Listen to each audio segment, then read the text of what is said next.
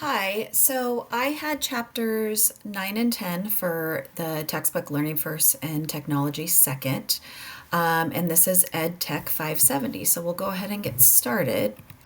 So, for the introduction, because we did have the introduction as well, there was a couple things that stood out to me in terms of what this book is about. A lot of what was discussed was that the problem with technology and with this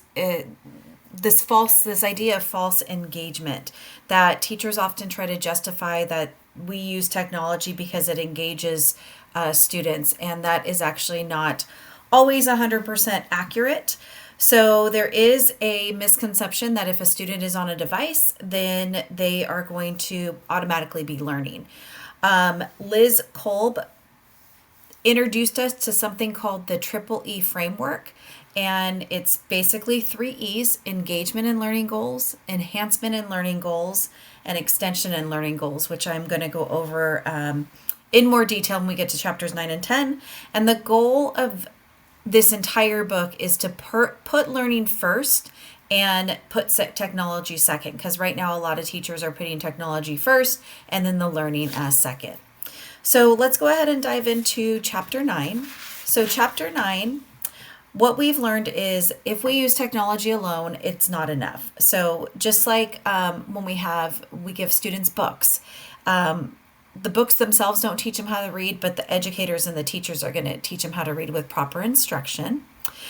Software alone rarely can produce the learning that we want to see in the classroom. So students, a couple of things is students need to want to learn and they need to know how to learn, and that's where the instructors come in.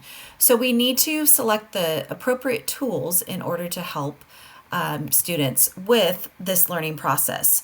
So tools should be in line, and I have a picture of it over there, with the zone of proximal development. So technology needs to adapt, it needs to be adaptable, it needs to help focus on the learning tasks, avoiding distractions,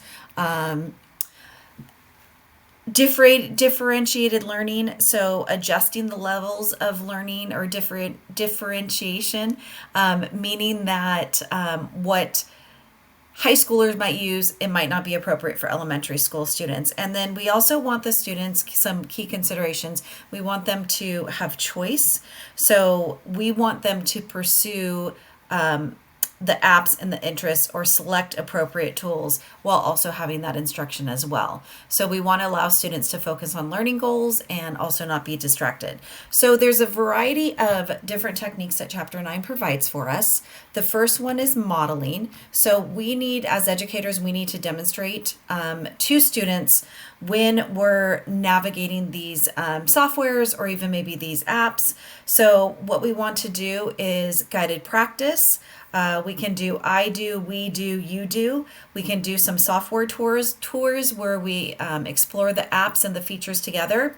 And then we also can do think alouds where we can verbalize while using the tools out loud. This can be in small groups, or it can be as partner activity or even class.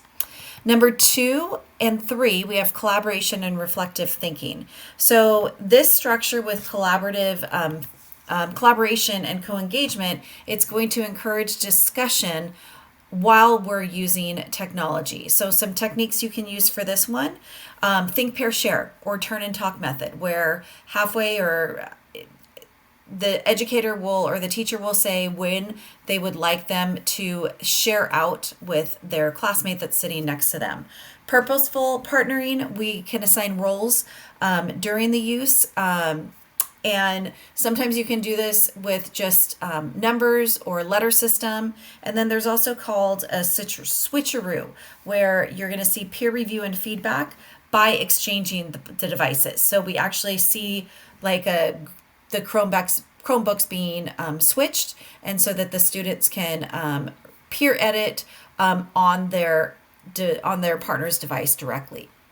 With reflective thinking, we want to encourage critical thinking during and even after that technology use. So we're going to have that through self-reflection prompts. So this could be guided with I see, I think, I wonder.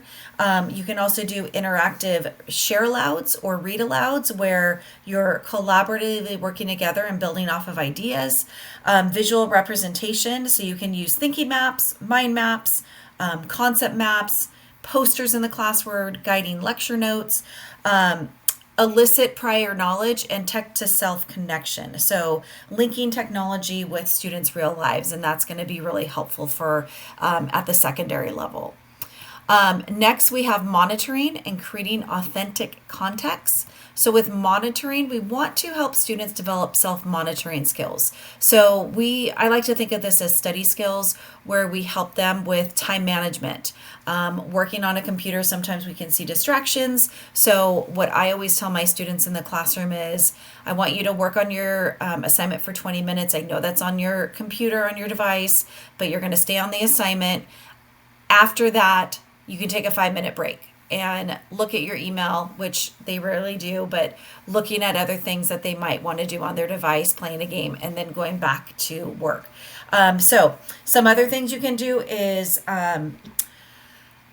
reflective questions. So that could be just giving the students questions that they can answer as they're going through the activities.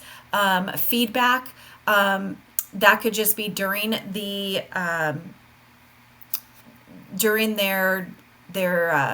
activity that they're doing. Teaching self-monitoring, like using checklists, working on learning target check-ins, creating something that they can do for their self-monitoring. Creating authentic context. So this is where we're going to use technology for problem solving and looking at real life problems that might exist. Also, could be a communication network. So you can network on Google. You can work on the same document. So in a Google Doc together, or even a Google slideshow presentation. So you want to make sure that you're able to work collaboratively and communicate over the networks. So some key takeaways from chapter 9. Effective technology integration. It's going to be much stronger if we have strong instructional practices in place, and we want to make sure that we are giving students appropriate tools to use. Educators need to model, they need to scaffold, they need to help the students so the students know how to use the different technology, the different software, and the different apps before just giving it to them. Encourage collaboration. So we want to make sure that they're working together. We want to make sure that they are reflecting on what they learn, especially with technology in our teaching practices. The second chapter I had was chapter 10, and that was more so about evaluating software for learning. There is over 1 million apps that are labeled for educational purposes, but a lot of them don't have research validation. So 77% of educational apps have no support. So we need evaluation. Okay, we need to have that. We need to make sure that what we are presenting to students is appropriate for them and that it's for educational purposes. So the problem is that teachers lack time to vet apps and to make sure that they are appropriate. So the EEE framework is going to offer guidance for that evaluation. So adapting a framework for evaluation, we know that a shift is needed. So we need to shift our attitude as educators. Can this tool do this? To does this tool do that? This is going to help us as educators evaluate the tools themselves. And again, using those EEE components, so that engagement, that enhancement, and that extension. So there was a case study on Write About, and it was an evaluation to use the EEE framework. So this is a software that focuses on the writing process, and it's a collaborative writing platform. So in terms of engagement, the app did score, or the software scored a 6 out of 6. It does focus on the writing process, and there is a lot of co-engagement features.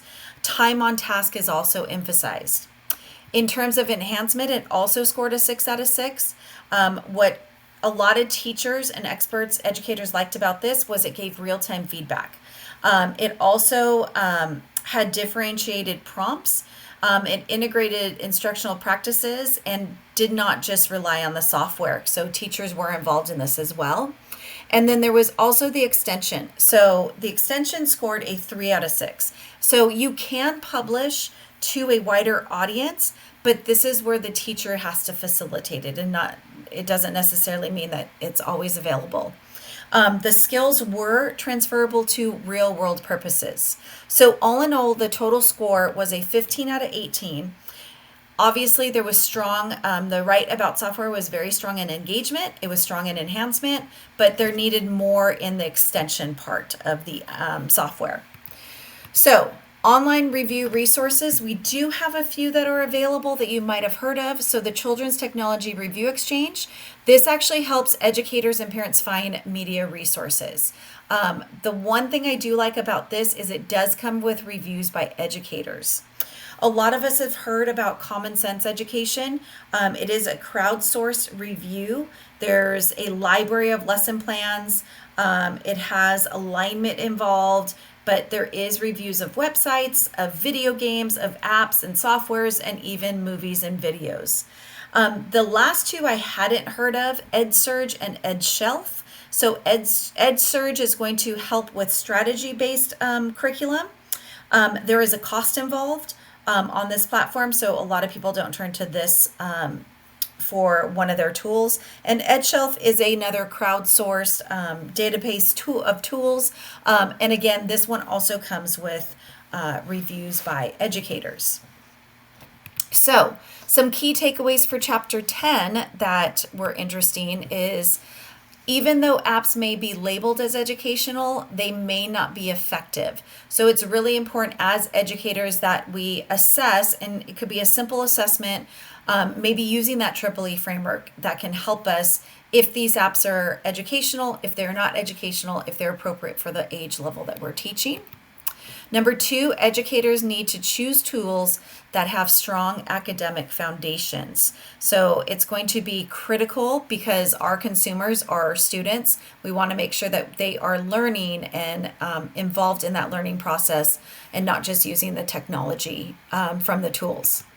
Lastly, if tools lack built-in instructional practices, teachers have to be the lead on that. They have to have strategies so that there is, to ensure that the learning is taking place. That could be through providing supplemental material, strategies, various things like that to make sure that the learning is taking place. So, thank you for listening. I hope you enjoyed learning about Chapter 9, 10, and also the introduction. And if you have any questions, feel free to reach out to me. Thank you.